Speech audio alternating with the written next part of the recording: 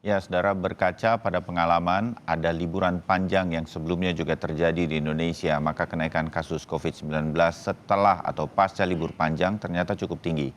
Dan kini kembali dihadapkan lagi kita dengan musim libur panjang Nataru, Natal dan Tahun Baru. Memang saat ini pemerintah sudah menerapkan kebijakan tes usap dan juga tes antigen. Tapi seberapa efektif hal ini nantinya akan menekan angka COVID-19? Seberapa besar juga risiko potensi penularan saat kita melakukan mobilitas atau perjalanan dalam libur panjang Nataru ini? Segera kita bahas. Ada sejumlah narasumber yang sudah hadir secara daring, di antaranya Ketua Bidang Komunikasi Publik Satgas COVID-19, Mas Heri Trianto, anggota Ombudsman Republik Indonesia, Pak Ahmad Suhaidi, dan juga epidemiolog dari Griffith University Australia, Mas Diki Budiman. Selamat pagi semuanya. Selamat pagi, Mas Bayu, Bapak-Bapak semua.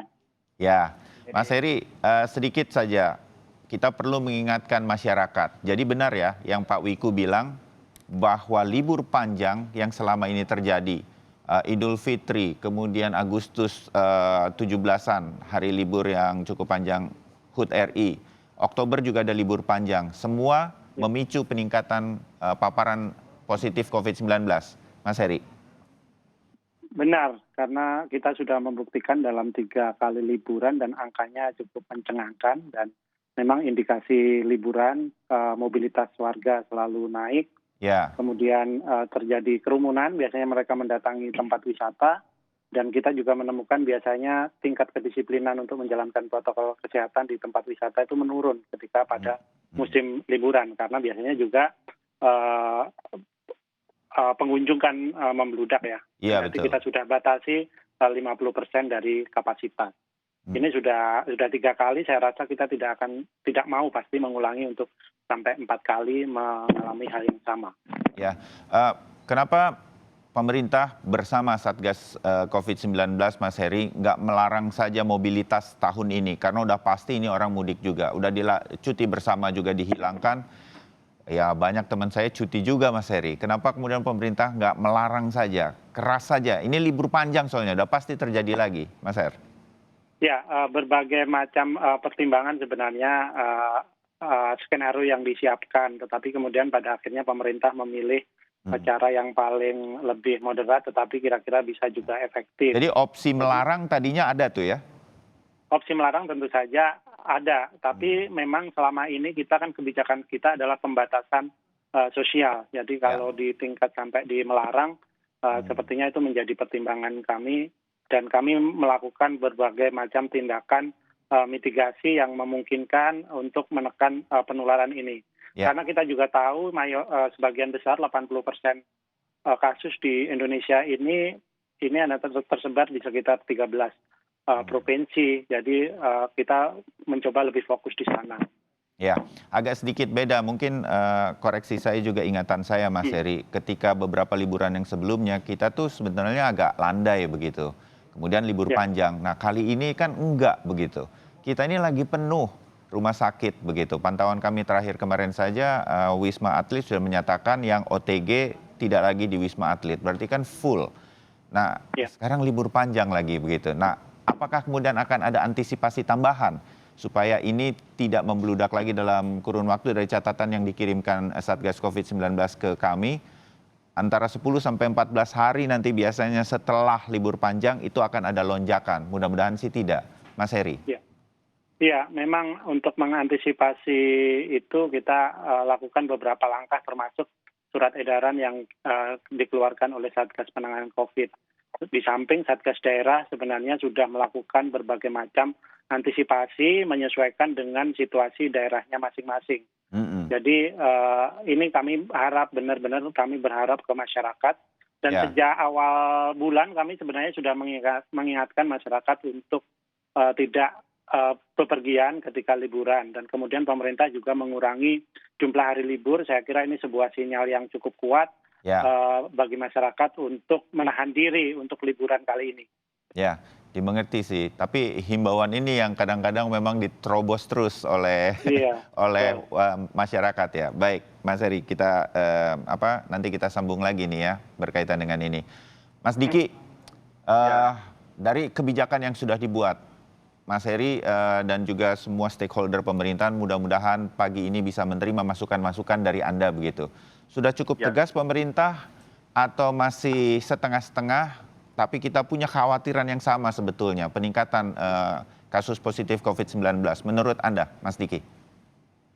Situasi saat ini sebetulnya sudah dalam kondisi sangat serius ya. Jadi sudah bukan lagi kondisi yang hanya bisa menghimbau, Ya, kemudian juga bukan hanya jangankan menghimbau, melakukan strategi 3T, 3M seperti sebelumnya pun sudah tidak cukup. Saat ini sudah harus ada pembatasan dan data terakhir tes positivity rate kita sudah semakin mengerikan ya, dan ini artinya kondisi pandemi kita semakin tidak terkendali.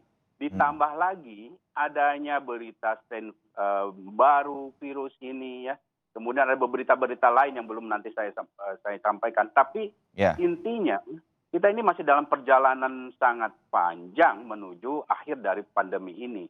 Dan kondisi yang dialami kita ini sangat serius, ibarat bola salju ini sudah semakin besar.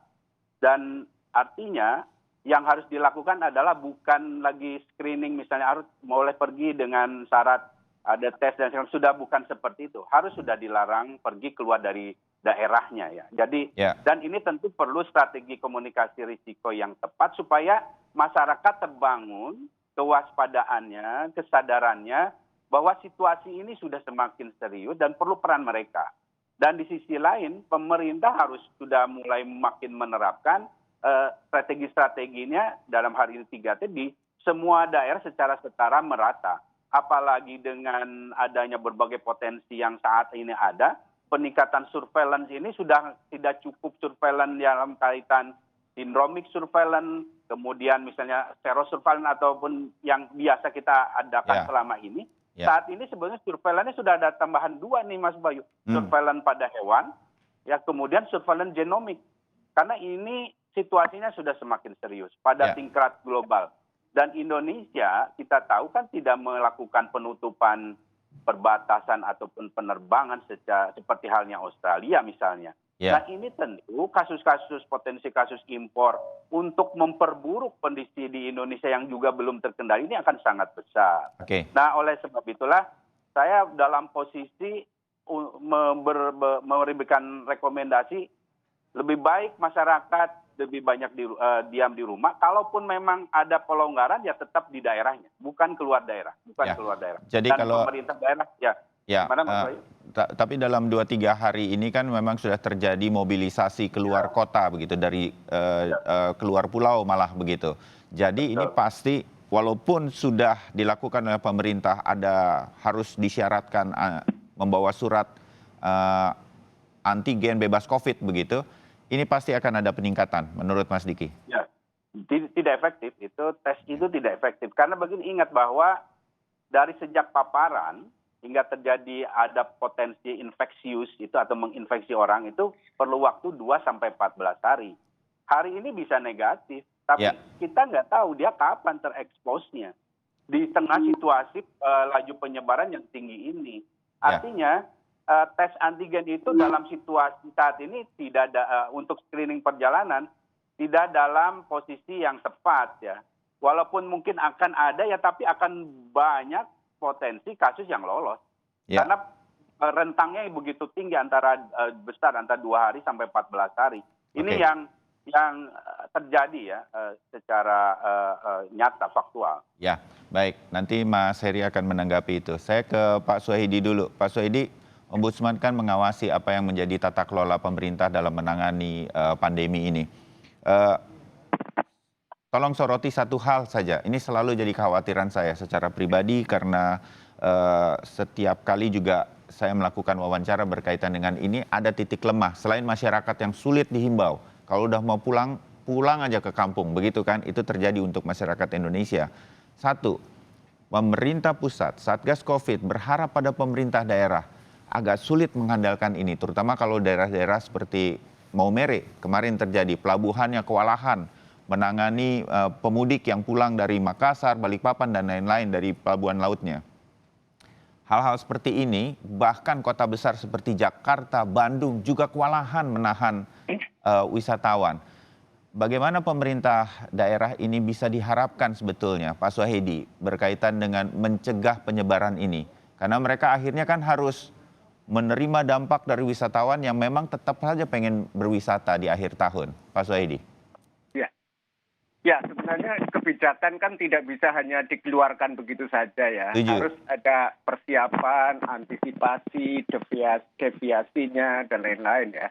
Itu satu. Jadi misalnya kapasitas bandara, kapasitas pelabuhan itu berapa yang akan berangkat misalnya, dan kalau bisa memang kayak tiket itu sudah harus jauh-jauh hari sudah diberikan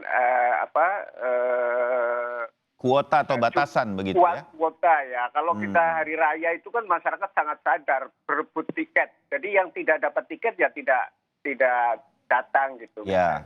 Oke. Kemudian juga sebenarnya sudah nggak bisa diimbau ya kalau soal seperti ini. Itu sudah harus penerapan, tapi tidak berarti pemaksaan. Tapi yang penting adalah antisipasi. Misalnya juga soal kompensasi. Maksud saya misalnya apa kompensasinya kalau mereka di rumah? Harus ada hiburan yang baik untuk keluarga misalnya. Oh, ini kan sudah 9 bulan bosan sekali ya orang di rumah. Tapi kalau ada variasi-variasi hiburan mungkin ya pemerintah daerah. Jadi memang harus ada masyarakat harus diberi kepastian. Pertama kepastian soal penerapan kebijakan karena kita melihat kebijakan sebelumnya juga tidak begitu konsisten ya. Ada pilkada, ada kampanye, ada syukuran, ya, itu macam-macam itu membuat masyarakat alah paling ya gitu-gitu aja kan gitu. Jadi ini masyarakat sebenarnya melihat seperti apa konsistensinya. Pak Suhaidi bisa menanggapi ini juga nggak? Saya sebagai warga masyarakat begitu melihat juga pemerintah tidak mempersiapkan liburan tahun baru, Natal dan tahun baru ini dengan pertimbangan pandemi. Cuti bersama hampir menjelang bulan Desember kemudian diputuskan tidak ada cuti bersama. Tadinya orang sudah pesan tiket dari bulan November, kira-kira kan begitu Pak Suhaidi. Kemudian begitu mendekati ini baru kemudian ada kebijakan mendekati pelaksanaan arus mudik saya menyebutnya begitu atau liburan. Kira-kira begitu baru ada antigen dan segala macam. Dan ini kemudian seperti saya sebagai warga kemudian ini pemerintah dadakan terus nih kalau hal semacam ini. Benar nggak saya Pak Suhaidi? Memang iya betul dan itu berubah-ubah kan. Jadi misalnya kan ada pilihan-pilihan ya. Kalau misalnya kebijakan itu jauh sebelumnya dan sebenarnya kita sudah bisa melihat bahwa yang pertama ada kecenderungan naik terus ya. Tadi Pak Budiman bilang ini sudah sangat gawat. Itu sebenarnya sudah bisa dilihat agak jauh hari sebelumnya. Jadi nanti liburan itu pasti akan terjadi penumpukan pada saat COVID itu naik gitu. Dan kalau jauh-jauh hari sudah diberitahu dan diantisipasi tadi jumlah tiket dan lain sebagainya, saya melihat sebenarnya masyarakat makin sadar ya tentang bahaya ini. Misalnya kalau saya dulu waktu pertama-tama 3-4 bulan sebelumnya, itu kita ke pasar, ke tempat-tempat umum masyarakat itu banyak yang belum pakai masker dan lain-lain. Sekarang ini saya melihat ada peningkatan kesadaran. Nah inilah sebenarnya yang harus dimanfaatkan dengan konsistensi kebijakan itu. Jadi kalau meskipun misalnya kalau ada antrian penumpukan, orang sadar tentang masker, sadar tentang 3M, tetapi begitu orang berebut ya nggak bisa lagi. Nah ini yang membuat situasi berebut ini yang sebenarnya masalah gitu. Seperti juga dalam kampanye itu sama saja sebenarnya. Jadi kebijakan yang tidak konsisten. Gitu. Baik, ada satu poin yang nanti akan ditanggapi oleh Mas Heri berkaitan dengan apa yang disampaikan dari Mas Diki Budiman. Kurang efektif Mas Heri berkaitan dengan kebijakan-kebijakan untuk menahan laju dari para arus liburan di Nataru ini dan juga tadi Pak Suhaidi mengatakan kebijakan-kebijakan yang ada ini masih dadakan begitu.